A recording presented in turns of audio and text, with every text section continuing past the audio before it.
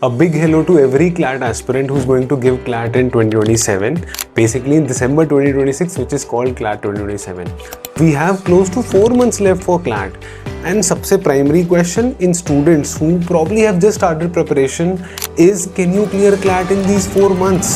अब इसका सीधा सा आंसर मेरा ये है कि CLAT is a skill based exam. अगर आपकी skills उस level की हैं तो आप तो शायद, अगर आपने प्रिपरेशन स्टार्ट नहीं भी करी है तो maybe you can get a rank in the top 200.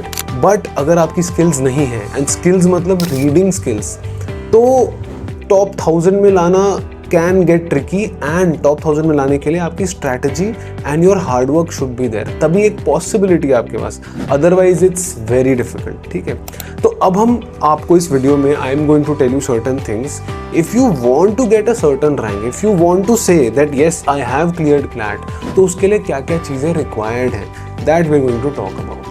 Now, what are those things that are required if you want to get a rank within the top 1000, or you want to say कि yes I have cleared CLAT by getting into any national university? सबसे पहली जो चीज़ है that is you need to have a reading speed of minimum 200 words per minute. देखो CLAT obviously reading based exam है mainly. आप obviously CLAT के through एक national university में जाओगे जिसके थ्रू आगे चल के आप प्रॉब्ली एक लॉयर बनोगे. एंड लॉ की फील्ड में this is the most important skill, that is reading cases, reading what ever there is in front of you, that is important for your case. It's just reading. तो exam में भी आपके CLAT में RC based questions आएंगे, reading comprehension based questions आएंगे. आपको reading comprehension को पढ़ के ऑब्वियसली आंसर करना है. तो अगर आपकी वो रीडिंग स्पीड बहुत स्लो है तो आप पूरा पेपर शायद क्लियर नहीं कर पाओगे.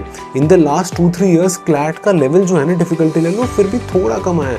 उससे पहले before like 2024 it was still very hard. तब तो I would say reading skills, reading speed below 300 words पर minute was a non negotiable. But अब अगर आपकी 200 वर्ड्स पर मिनट है ना, तब भी बात बन जाती है. तो अब इसको 200 वर्ड्स पर मिनट पे पहुंचने के लिए हमें क्या करने की ज़रूरत है? ऑब्वियसली हमें रीडिंग करने की ज़रूरत है. And another thing that we need to do is हमें concentrated reading with a time limit करने की जरूरत है, क्योंकि पेपर में आपको रीडिंग कॉम्प्रिहेंशन पैसेज सॉल्व करना है accurately with a certain time limit. तो आप डेली बेसिस पे try to solve reading comprehension passages with a timer, 10 minute का टाइमर, 15 मिनट का timer, whatever the timer is, try to do that. Another shortcut that you can use to obviously increase your reading speed, improve your reading speed is कि आप कोई भी article पढ़ो, 5 minute का timer लगाओ और try करो उस 5 मिनट में उस आर्टिकल को पूरा पढ़ सको. Obviously this does not mean कि article should be 2-3 pages long of a newspaper, नहीं, बट एक नॉर्मल लेंथ का editorial article you should be able to read it in 5 minutes. And 5 minute होने के बाद you should be able to write it completely, मतलब you need to cover major aspects of that article. अगर ये exercise आप कर पा रहे हो, there is a very good chance in like a month आपकी रीडिंग स्पीड आराम से 200 वर्ड्स पर मिनट को क्रॉस कर जाएगी. And honestly reading is something जो आप कर करके इंप्रूव कर सकते हो. Yes there are certain shortcuts also, but I would not tell you that those shortcuts right now, because अब टाइम बहुत कम है. अगर आप उन शॉर्टकट्स पे फोकस करोगे अभी बहुत ज़्यादा प्रॉब्लम आ सकती है. ठीक है, तो reading speed is the most important thing. अब हम चलते हैं सेकेंड पॉइंट पे. Second point is you need to solve past year CLAT papers from 2020 onwards से लेकर अभी तक जो भी है, एटलीस्ट 3 टाइम्स इसलिए बोल रहा हूँ क्योंकि यस एक बार सॉल्व करके आप ऑब्वियसली कुछ दिन बाद भूल जाओगे पेपर को. अब से लेकर क्लैट तक हर एक को एटलीस्ट 3 बार सॉल्व करो. अब इससे क्या होगा, every student who is genuinely preparing for CLAT वो प्रिडिक्ट करने की कोशिश करेगा, अच्छा इस बार पेपर कैसा आएगा.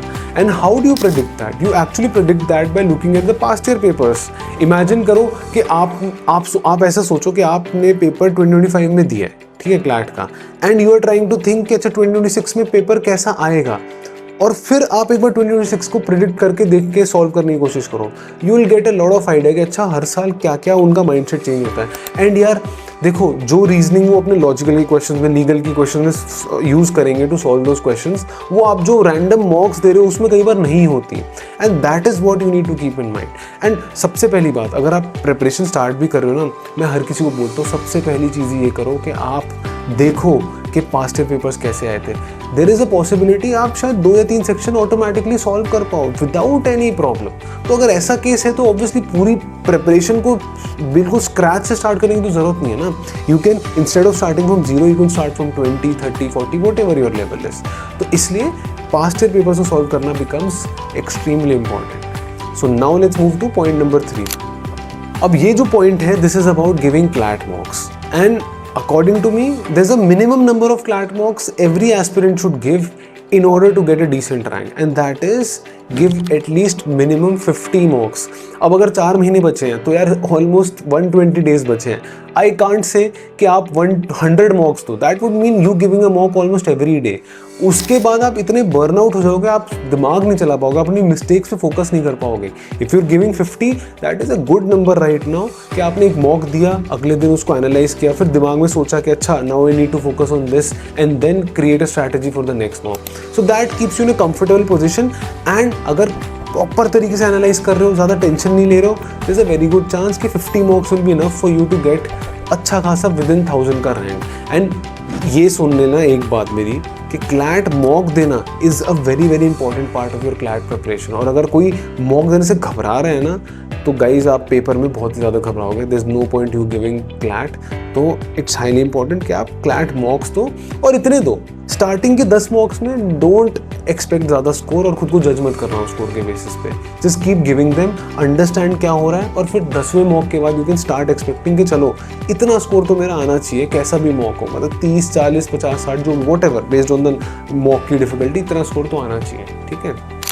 एंड इस चीज़ में you need to have a mentor जो आपको तरीके से बता सके कि यार कि इतना स्कोर आना इज़ गुड, इतना स्कोर आना is bad, and this is how you need to prepare on a daily basis. अब ये जो 4th पॉइंट है, it is obviously very important. इसमें मैं एक चीज़ ऐड करना चाह रहा हूँ.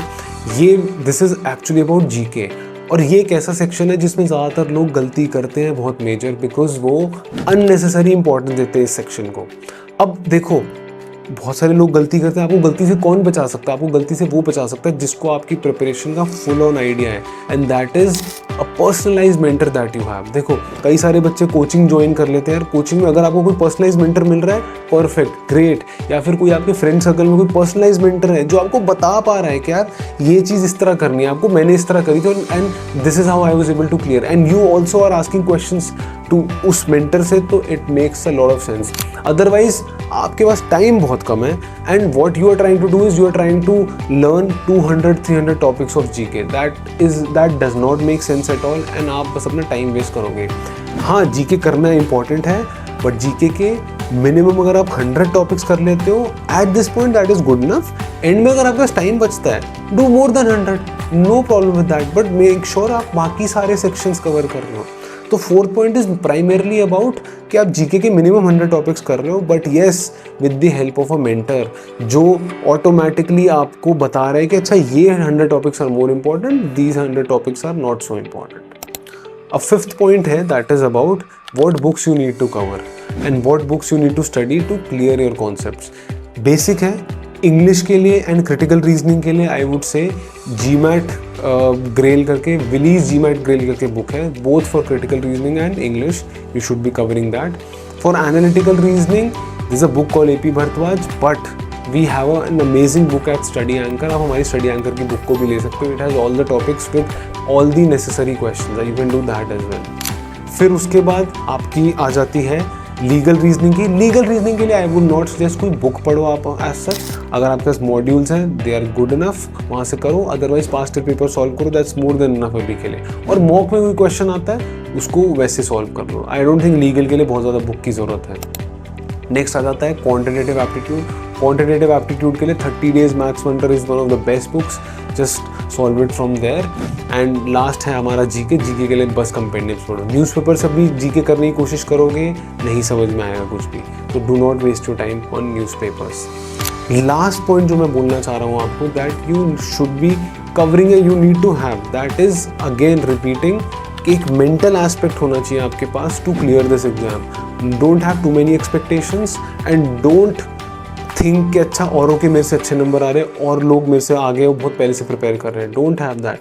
एंड यहाँ पे अगेन रिपीटिंग द पॉइंट कि कोई भी पर्सन आपको गाइड कर सकता है ना, उससे रेगुलर बात करो जो आपको इन सब चीज़ों से बचाए. कई बार क्या होता है, हमें रियलाइज़ नहीं होता यार हम किस चीज़ पे ज़्यादा फोकस कर रहे हैं, हम किसी नेगेटिव पे फोकस कर रहे हैं, तो हमारा वो गाइड या मेंटर हमें बता पाता है कि यार कि यस आप इस पे फोकस मत करो और इधर ध्यान दो. And also I have told you previously कि हमारे mentorship plans and mentorship batches के बारे में. If anyone's interested, you should highly think of joining those and you will also get a trial version for seeing how the mentorship batches work. So अगर इस पूरे point के बारे में, पूरी डिस्कशन के बारे में आपके दिमाग में कोई भी सवाल है, do let me know and thank you so much.